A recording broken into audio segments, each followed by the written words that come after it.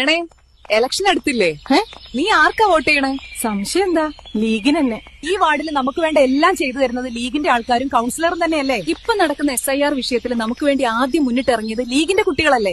അവരല്ലേ എന്റെ ഉമ്മയുടെയൊക്കെ വോട്ട് എവിടെയുണ്ടെന്ന് കണ്ടുപിടിച്ച് ഫോമുകളെല്ലാം ശരിയാക്കി തന്നത്. എന്റെ ഉമ്മാക്കും ഉപ്പാക്കും പെൻഷൻ ചെയ്തു തന്നതും അവരാണ്. അവര് വെറും തെരഞ്ഞെടുപ്പ് സമയത്ത് മാത്രം ഉണ്ടാവുന്നവരല്ലല്ലോ. അവരെന്തെല്ലാം ഇവിടെ ചെയ്യുന്നുണ്ട്. മഴ വന്നു കാട് പിടിച്ചു കിടന്ന തീരദേശ റോഡ് ക്ലീൻ ചെയ്യുന്നതും ഞാൻ കണ്ടു. നാട്ടിലെ റോഡുകൾ വൃത്തിയാക്കുന്നു, പാവപ്പെട്ടവരെ സഹായിക്കുന്നു. നമുക്ക് വേണ്ടി അവർ ഗ്യാസ് മസ്റ്ററിംഗ് ചെയ്തു തന്നില്ലേ? ഗവൺമെന്റ് ഹോസ്പിറ്റലിന് ആവശ്യമുള്ള UDHID കാർഡ് ചെയ്തു തന്നു. ഇപ്പോഴും അവരൊരു ടീമായി തന്നെയല്ലേ പ്രവർത്തിക്കുന്നത്. തുരുത്തി ലീഗ് ഓഫീസിൽ എന്തെല്ലാം സംവിധാനം ഉള്ളത്? ഓക്സിജൻ മെഷീൻ, രോഗികൾക്കുള്ള ബെഡ് സെറ്റ്. പിന്നെ വർഷങ്ങളായി അവര് പാവപ്പെട്ട രോഗികൾക്ക് CH സെന്ററിലേക്ക് ലക്ഷക്കണക്കിന് രൂപയുടെ മരുന്ന് കൊടുക്കുന്നു. നാട്ടിലെ മുഴുവൻ ജനങ്ങൾക്കും അവിടെ ഫോട്ടോസ്റ്റാറ്റ് എടുത്തു കൊടുക്കുന്നില്ലേ? എന്റെ ആവശ്യത്തിന് മാത്രം ഞാൻ എത്ര ഫോട്ടോ കോപ്പികൾ അവിടെ നിന്ന് എടുത്തത്.